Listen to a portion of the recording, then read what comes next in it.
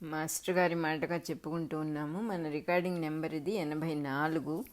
మనం 11వ చాప్టర్ అయిన 11th chapter విశ్వరూప సందర్శన యోగంలో ఇప్పుడు మనం 25వ శ్లోకం నుంచి చెప్పుకోబోతున్నాము. ఈ లోకంలో ఏం చెప్తూ ఉన్నారంటే మనకి ఇష్టం ఉన్న వస్తువులు కొన్ని ఉన్నాయి, ఇష్టం లేని వస్తువులు కొన్ని ఉన్నాయి. అట్లాగే పిల్లులు, కుక్కలు మొదలైన వాటిని పెంచుకుంటాం, కానీ పులులు, సింహాలు, తర్వాత బాగా విషం ఉన్న త్రాచుపాములు, తోకలో విషం ఉన్న తేళ్ళు, అవన్నీ కూడా మనకి ఇష్టం ఉండవు. అలాగే మంచి పళ్ళు ఇచ్చే చెట్లు ఎట్లా ఉన్నాయో సృష్టిలో విషవృక్షాలు కూడా అలాగే ఉన్నాయి, అవి కూడా మనకి ఇష్టం ఉండవు.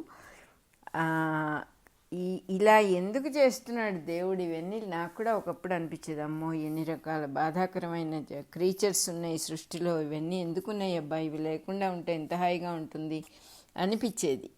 కానీ ఇక్కడ చెబుతూ ఉన్నారు, అలా అనుకోవటం వల్ల ఏమీ ఉపయోగం లేదు, ఉన్నవేవో ఉంటాయి, అన్నీ సృష్టిలోనివి, ఆ జీవులన్నీ భగవంతుడి స్వరూపమే, ఏమీ తేడా లేదు అని చెబుతున్నారు. వాటిల్లో భగవంతుడు ఉన్నాడు అని తెలియటానికి మీకు కొన్ని జన్మలు పట్టొచ్చుగాక. ఏదో పెద్దవాళ్ళు చెప్పారు, లేకపోతే ఎక్కడో చదివామని చెప్పి మనం దాన్ని నమ్మొచ్చు, కానీ తెలుసుకోవటం ఈజ్ డిఫరెంట్. నమ్మటం వేరు, తెలుసుకోవటం వేరు. మనం ఇదివరకు కూడా చాలాసార్లు చెప్పుకున్నాము. నమ్మకం వేరు, తెలియటం వేరు. నమ్మకం మారిపోవటానికి అవకాశం ఉంది ఇంకో నమ్మకం వచ్చినప్పుడు.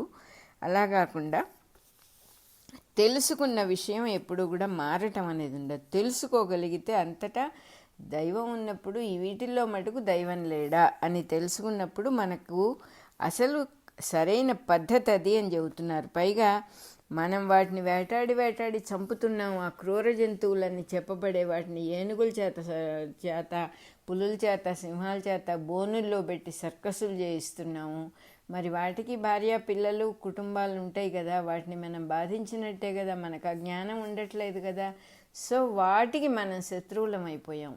మనకి ఎట్లా అవి భయంకరమో వాటికి మనం కూడా భయంకరం. మనం చూస్తే అవి పారిపోవటమో చంపటమో చేస్తాయి. ఈ రెండిట్లో ఒకటి తప్పదు మనకి. సో మన జీవితాల్ని మనం అట్ట చేసుకున్నందువల్ల క్రూరత్వం వచ్చింది, కానీ మన భయం వల్ల క్రూర జంతువులైనాయి, కానీ అవి సహజమైన స్వరూపం, అది భగవంతుడి స్వరూపమే, ఏ రకమైన తేడా లేదు. విశ్వరూపుని ఆ కోరలున్న భయంకరమైన జంతువుల ముఖాలన్నీ కూడా విశ్వంలో ఉన్న ఒక్క దేవుడి ముఖాలే, ఒక్క దేవుడి రూపాలే అని తెలుసుకోవాలంటున్నారు. ఇక్కడ అర్జునుడు చెబుతున్నాడు, నీ భయంకరమైన ముఖాలన్నీ చూస్తున్నాను నేను, కాలాగ్నిలాగా కనిపించే ఈ కోరలతో ఉన్న ముఖాలన్నీ, ఈ జంతువుల ముఖాలన్నీ చూసి నాకు దిక్కు దోవ తెలియకుండా అయిపోయింది. అశాంతి అయిపోతుంది నా జీవితం, నా మనస్సు అంతా కూడా. ఈ జగత్తుగా ఉన్న నీ రూపాలన్నిటినీ గమనించటంలో నాకు శాంతి కలగజేయి. నేను ఇట్లా అశాంతి లేకుండా శాంతితో చూడగలిగేట్టుగా నన్ను చేసి నా యందు నువ్వు ఎంతో ప్రసన్నుడవు అవ్వాలి కృష్ణ. నాకు శాంతి వచ్చేట్టుగా చెయ్యి, ఇదే రూపాలని చూసి నేను శాంతి పొందేటట్టుగా చెయ్యి అని స్తుతి చేస్తూ ఉన్నాడు అర్జునుడు. ఈ రూపాలన్నీ కూడా కాలాగ్నితో సమానమైనవి. అంటే మనం ఒళ్ళు దగ్గర పెట్టుకొని ప్రవర్తించకపోతే మృత్యువుని కలగజేస్తాయి. అంటే మృత్యువు అంటే చావు వస్తుంది. చావు అంటే ఏమిటి, చావకుండా ఉండటం అంటే ఏమిటి, ఇప్పటికి చాలాసార్లు చెప్పారు ఆ విషయం. దేహాన్ని వదిలేయటం, చావు లేకుండా ఉండటం అంటే వినో అది ఉండేది కాదు పర్మనెంట్గా, దాన్ని అనవసరంగా పట్టుకున్నాం మనం. దాని పాటుగా అది వెళ్ళిపోయినా నేనుంటాను అని తెలిసిన వాడికి చావు ఉండదు. అలా కాకుండా భయంతో ఇంకొకరికి అపకారం చేస్తూ, భయంతో గడగడ వణికిపోతూ, జంతువుల్ని చంపుతూ, వాటిని జీవులను తీసుకొచ్చి వాటి ద్వారా జీవనోపాధి గడుపుకుంటూ ఇలా ఉన్న వాళ్ళకి మృత్యువు తప్పకుండా కలుగుతుంది. చచ్చిపోతామనే భయం ఉంటుంది, చావు వస్తుంది వాళ్ళకి. ఎందుకంటే చావు గురించిన నిర్దిష్టమైన అభిప్రాయం పెట్టుకొని ఉంటారు వాళ్ళు. భయపడి వాటిని, అసలు మనం జంతువులున్న చోటుకి వెళ్ళటం ఎందుకు, భయపడి వాటిని వేటాడి చంపటం ఎందుకు? ఎవరు ఉండాల్సిన చోట వాళ్ళకి, ఎవరి చోటు వాళ్ళకి నిర్ణీతం అయ్యింది కదా. జంతువులు అడవిలో ఉంటాయి, మనుషులు పల్లెల్లో, నగరాల్లో ఉంటారు. ఉంటే సరిపోతుంది కదా. మనం అడవుల్లోకి అంతా వెళ్ళి సముద్రం లోపలికి వెళ్ళి అక్కడ ఉండే వాటిని అన్నిటినీ డిస్టర్బ్ చేసి వాటి జీవితాన్ని డిస్టర్బ్ చేయాల్సిన అవసరం ఏమిటంటే కుతూహలం, క్యూరియాసిటీ. అదేమిటో తెలుసుకోవాలి. అది తెలుసుకుంటే నలుగురికి చెబితే నాకు గొప్ప పేరు వస్తుంది. ఇప్పుడు ఈ కాలంలో యూట్యూబ్ కూడా ఉంది కదా, ప్రతి విషయం దాంట్లోకి ఎక్కిపోతుంది. అట్లాగే మంచి చెడు రెండు ఉన్నాయి. మనం దాటిని కేటగరైజ్ చేస్తున్నాం, ఇది మంచి ఇది చెడు అని తప్ప.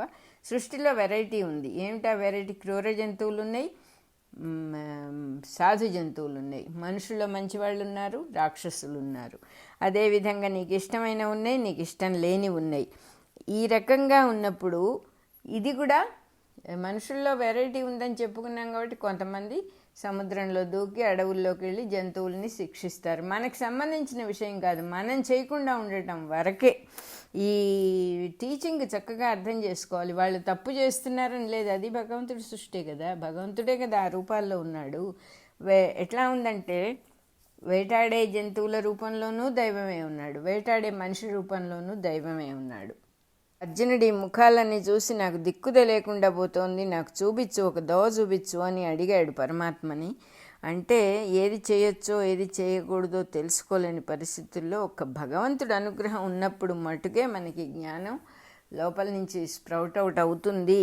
అందువల్ల ఆ దైవాన్నే పట్టుకోవాలి అని అర్థం అన్నమాట. 25వ శ్లోకం అయిపోయింది. మనం పుట్టినప్పటి నుంచి కాలం జీవితంలాగా అర్థం చేసుకోబడుతోంది. ఈ చిన్నప్పుడు 5 ఏళ్ల కిందటండి వీడు ఇట్లా ఉన్నాడండి, పసివాడండి, ఇలా ఏవో చెప్పుకుంటాం. అంటే కాలాన్ని మనం కాలం ఉన్నది అన్నట్టే బిహేవ్ చేస్తాం. ఎట్లా ఉంటుందంటే మనం పుట్టకముందు కూడా కాలం ఉంది, మనం పుట్టిన తర్వాత దగ్గర నుంచి లెక్క మొదలు పెట్టుకుంటాం. అట్లాగే ఇక్కడ ఎగ్జాంపుల్ ఏం చెబుతున్నారంటే కుండ చేయకముందు చోటు ఉంది, కుండ చేశాక కుండ లోపల చోటు ఉంది, కుండ చోటులో ఉంది. ఇది జాగ్రత్తగా అర్థం చేసుకోవాలి. అంతకుముందున్న చోటే కుండలో కూడా ఉంది. అంతకుముందు చోటుగా విడిగా ఉంది, ఇప్పుడు కుండలో కూడా చేరింది. అట్లాగే కాలమే మన ఆయుష్గా ఉంది. మనం చేస్తూ ఉన్న పనులని బట్టే తర్వాత పనులు ఏం జరుగుతాయి అనేది మనమే ఒక విధంగా చెప్పాలంటే ఒక నిర్దేశం చేసుకుంటూ ఉన్నాం మన జీవితానికి. మనం ఏ పని ఎలా చెయ్యాలో దాన్ని బట్టే మన ముందు జరిగే సన్నివేశాలన్నీ, సిచ్యువేషన్స్ అన్నీ కూడా ఏర్పడుతున్నాయని ఇక్కడ క్లియర్గా చెబుతున్నారు. నువ్వు బాధ్యతగా ఉంటే నీకు బాధ్యత గల జీవితం దొరుకుతుంది.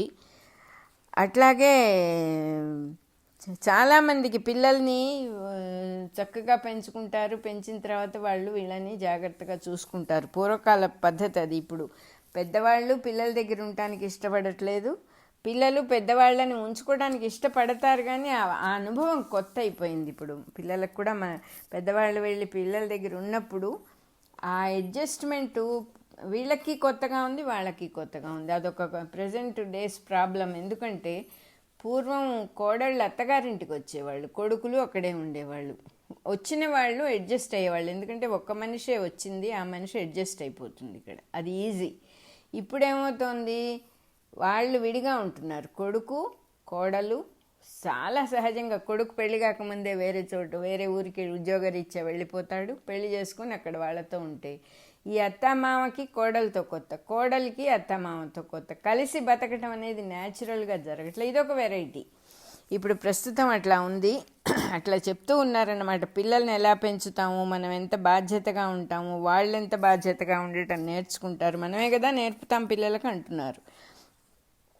కాబట్టి మనం ఇప్పుడు చేసే పనులు రాబోయే వాటికి ఇండికేషన్ అన్నమాట, ఇలా జరుగుతాయి అని. ధృతరాష్ట్రుడి కొడుకులు ఏం చేశారు, వాళ్ళ బుద్ధులు ఎట్లా ఉన్నాయి, మాయాజూదం ఆడారు, అన్నంలో విషం పెట్టారు, యుద్ధానికి రెడీ అయిపోయారు. ఎలాగోలా వీళ్ళతో యుద్ధం చేయాలి, అది వాళ్ళకి వార్ మాంగర్స్ అంటారు. ఆ వార్ మాంగర్స్ నేచర్ ఫుల్గా ఉంది వాళ్ళకి. ఇవాళకి ఉన్నారు వార్ మాంగర్స్. వాళ్ళకి అది చెయ్యాలనేటటువంటి ఉత్సాహం అన్నమాట. ఎక్కడి నుంచి వచ్చింది ఆ ఉత్సాహం? దైవం నుంచే వచ్చింది. అందుకే మనం ఏం చేయాలో ఏం చేయకూడదో అనే క్లారిటీ ఒకటి, చుట్టూ జరిగే వాటిని వాళ్ళకి అలా అనిపించింది, అది దైవస్వరూపమే అని మన లోపలికి అదొక నెగటివ్ పాయింట్గా, అదొక కాన్ఫ్లిక్ట్గా ఎక్కించుకోకుండా నేర్చుకోవటం, ప్రతి పనిలో నేర్చుకోవాలి.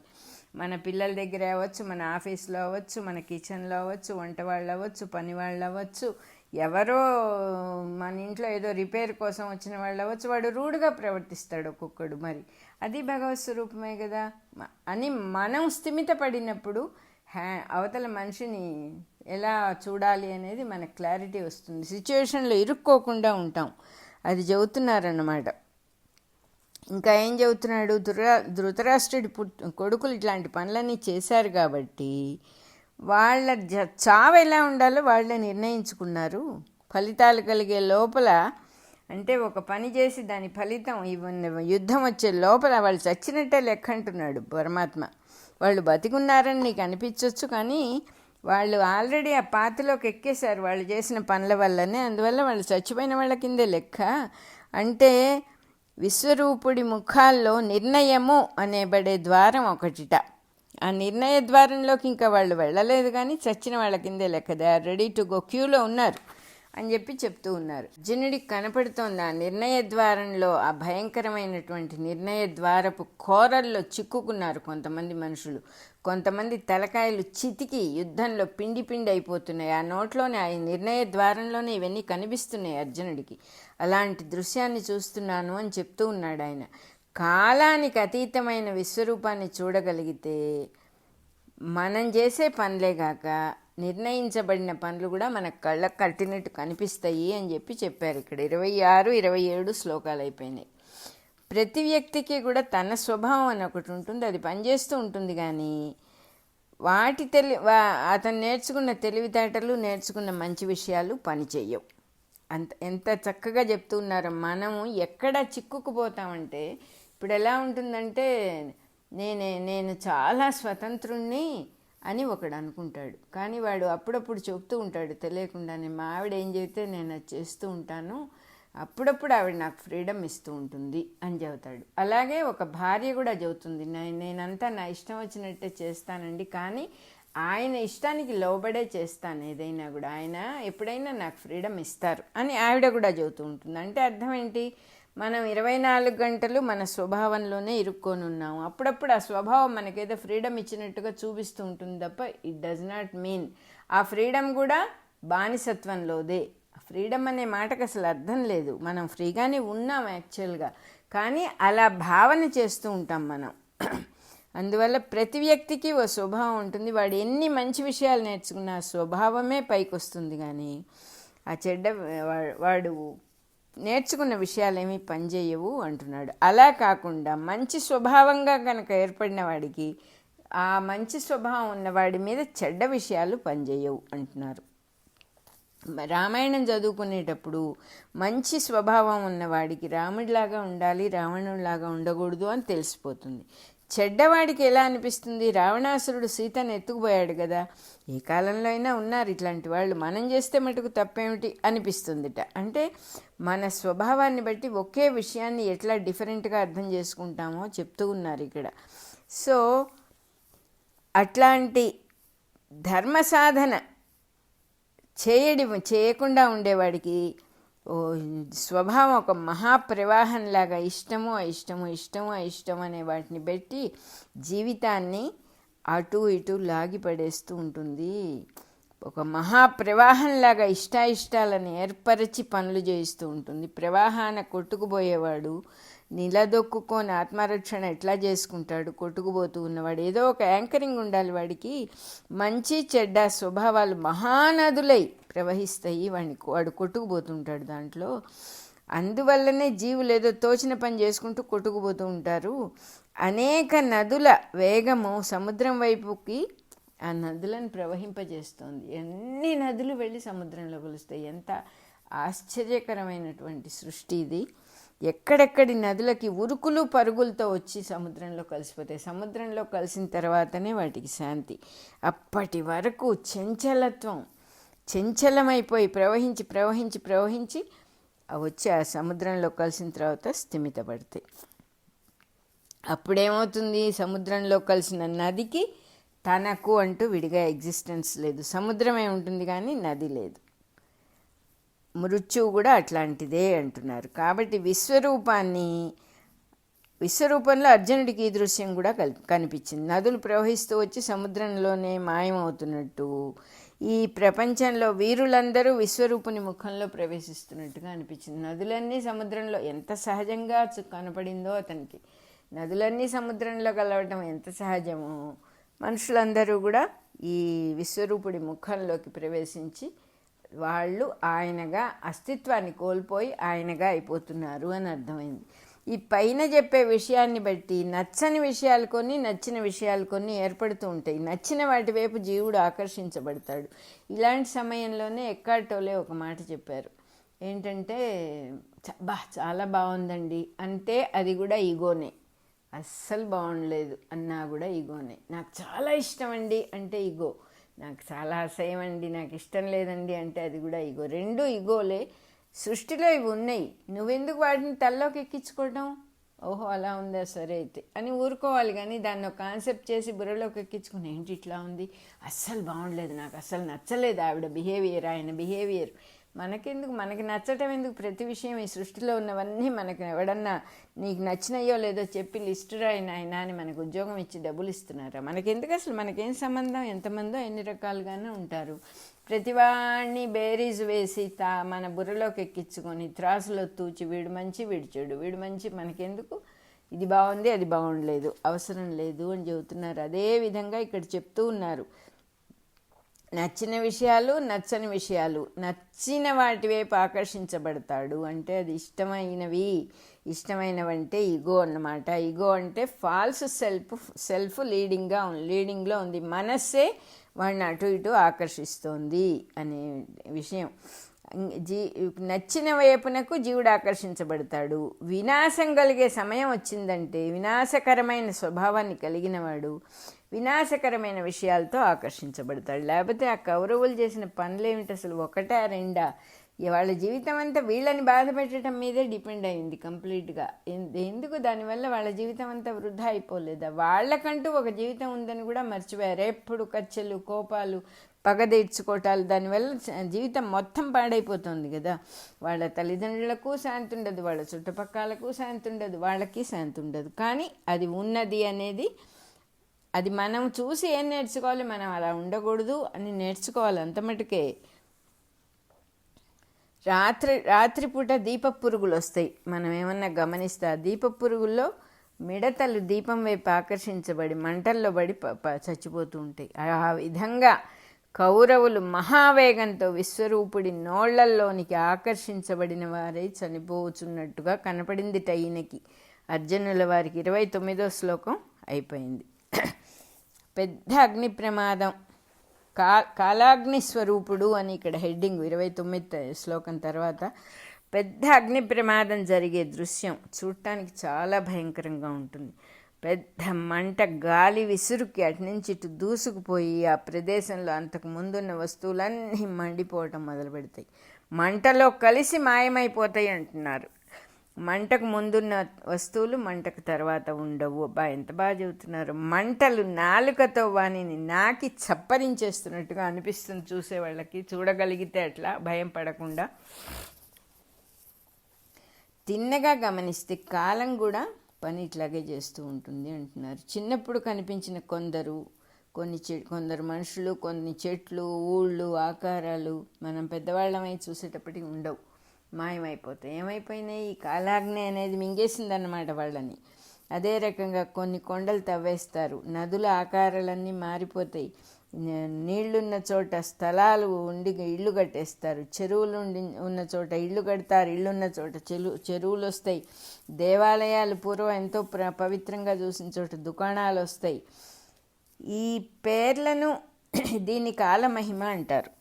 వ్యక్తులను పేర్లను చూసి ఆకారాలని గుర్తుపెట్టుకుంటూ సంబంధాలు పెట్టుకుంటే ఈ కాలం కనిపించదు వాళ్ళకి అంటున్నారు.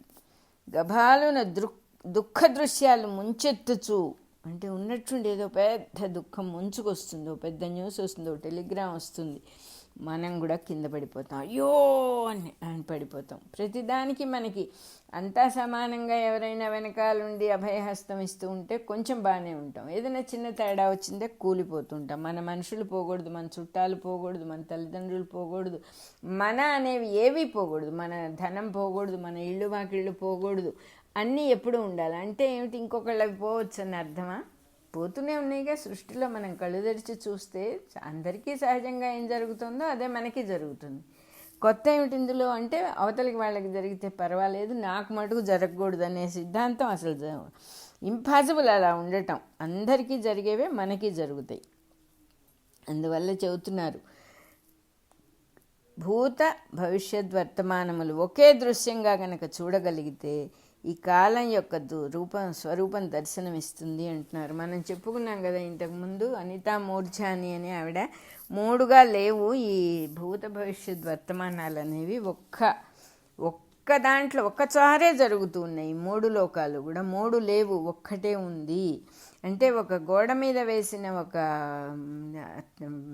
దారాల అల్లిక, ఎలా అయితే ప్రతి దారము ఆ అల్లికలో మోస్ట్ ఇంపార్టెంట్, ఈ సృష్టి మొత్తం ఉంది ఆ అల్లికల్లో. ఆ 3 లోకాలు కూడా ఆ అల్లికలోనే, ఆ గోడ మీద వేలాడే పటంలోనే ఉన్నాయి. 3 కాలాలు ఒక్కసారి ఉన్నాయి.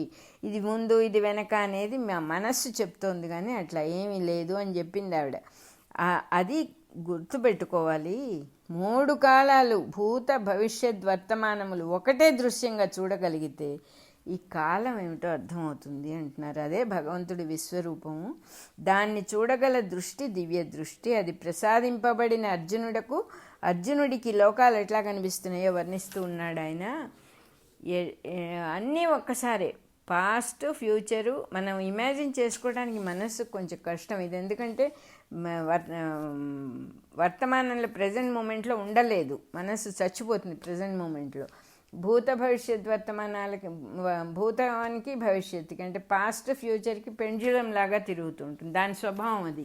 దాన్ని 3 ఒకసారి చూడవంటే కొంచెం భగవద్ అనుగ్రహం ఉంటే కానీ ఇది మనకి ఇమాజినేషన్కి కూడా అందదు. ఇంకా ఇలా చెబుతున్నాడు అర్జునుల వారు, ఈ లోకాలన్నిటికీ అంతముగానే నువ్వు ఉండి నాకి మింగేస్తున్నావు మొత్తాన్ని అంటున్నాడు. ఈ లోకాలే నీ తెరిచిన నోళ్లుగా మండుతూ కనిపిస్తున్నాయి. వెలుగులతో సమస్తం నిండిపోయినప్పుడు నీ వెలుగే మిగులుతోంది. మొత్తం అంతా వెలుగుతో నిండిపోయినప్పుడు ఉన్నది నీ వెలుగే, ఇంక మిగతావన్నీ పోయినాయి అని తెలుస్తుంది. ఈ సమస్తంలో ఏది మిగలట్లా. నువ్వెవరివో, నీ రూపం చూడటానికి ఇంత భయంకరంగా దుస్సహముగా అంటే భరించలేకుండా ఎందుకున్నదో చెప్పు నాయన. నీ ఆదితత్వం నాకు వీలైతే నువ్వు వివరించి చెప్పు, ఇంకా వివరంగా చెప్పు. నేను చూసేది కరెక్ట్ కాదేమో అనిపిస్తోంది, నువ్వు వివరంగా చెప్పు నాకు అని చెప్తూ ఉన్నాడు. నీ ప్రస్తుత వర్తమాన తత్వాన్నే నేను గ్రహించలేకపోతున్నాను, అందులో ఉన్న ప్రవర్తన బోధపడట్లేదు, ఇంకా నువ్వేం బోధపడతావు, నాకు నువ్వే దిక్కు, నువ్వే వివరించి చెప్పాలి నాకు అని అడిగాడు అర్జునుడు. మన కోసమే అడిగాడు అన్నమాట.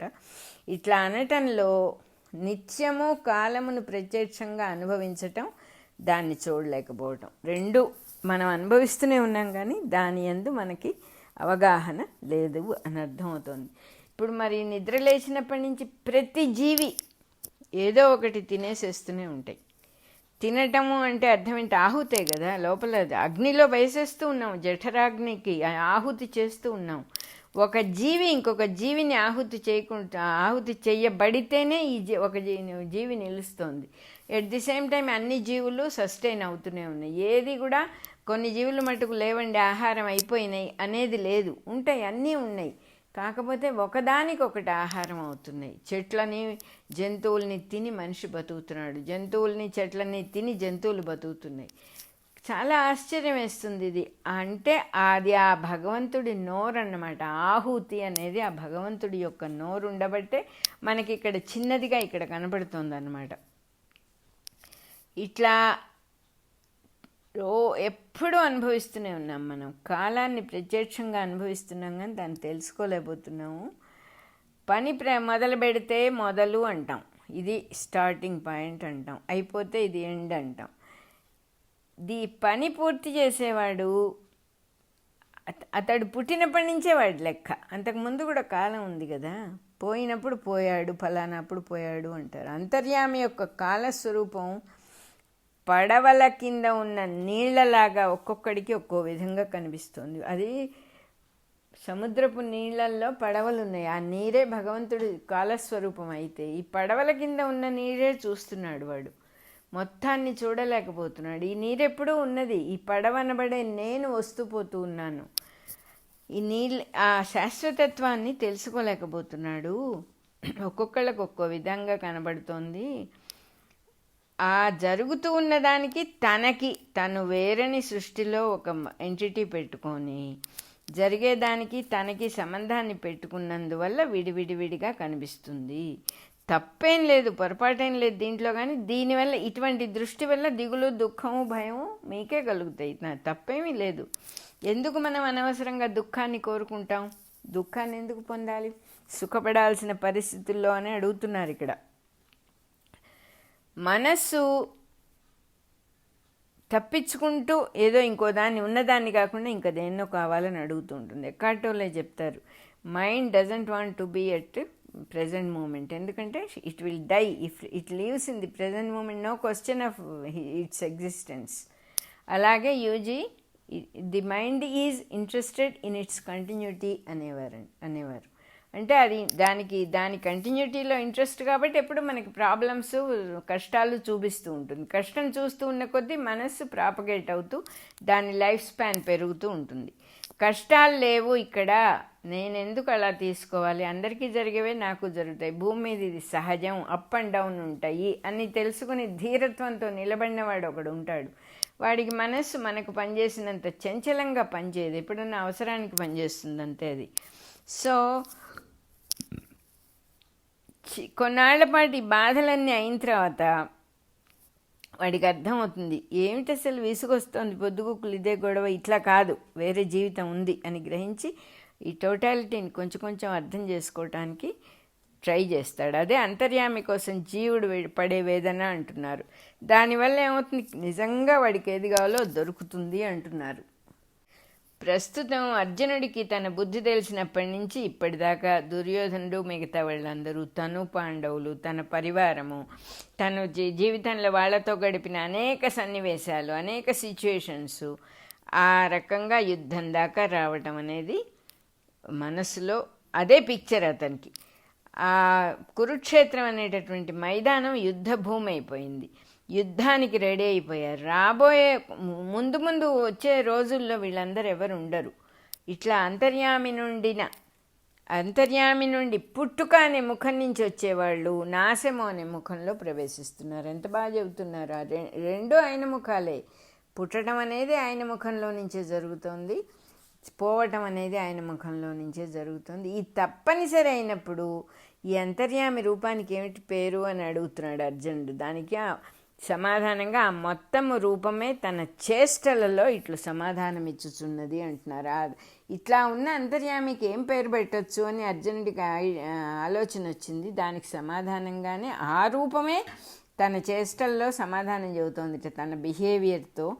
30-31 శ్లోకాలు అయిపోయినాయి. ఇక్కడ నేను ఒక విషయం చెప్పాలనుకున్నాను. నేను 10 సార్లు యూజీ ఎందుకంటే ఆయన మన ఇంటికి వచ్చి వెళ్తూ ఉండటం అనేది, ఆయన ఇండియా వచ్చినప్పుడల్లా మేము కూడా వీలైనంత కాలం ఆయనతో గడిపినది, అవన్నీ కూడా దానివల్ల నాకు ఆయన గురించి ఎక్కువసార్లు చెప్పటం జరుగుతుంది. ఆయన మహానుభావుడు, జీవన్ముక్తుడు, అందులో ఎట్లాంటి సందేహం లేదు. కానీ ఈ రోజుల్లో వచ్చిన మోడర్న్ టెక్నాలజీ వల్ల యూట్యూబ్ నిండా ఆయన విపరీతంగా వీడియోలు అవన్నీ ఉన్నాయి. అవన్నీ దయచేసి ఎవరు చూడొద్దు. నేను చెప్తూ ఉన్న యూజీ అంటున్నా కాబట్టి మీరు అవి చూసారంటే చాలా కన్ఫ్యూజింగ్గా ఉంటాయి. అవి యూజీ నేచర్ ఏంటంటే అప్పుడున్న ఆడియన్స్కి ఏది కావాలో అది మాట్లాడతారు ఆయన.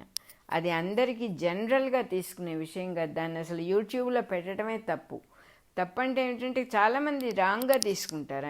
ఆయన మనిషిని చూడటం వేరు, మనం ఆయన వీడియోలు చూడటం వేరు. ఎప్పుడూ అనిపించేది నాకు, ఆయనతో ఉన్నప్పుడు ఆయన ప్రెజెన్స్ ఉంటుంది, ఆ పరమ శాంతత్వం ఉంటుంది, ఆ స్థిమితం ఉంటుంది.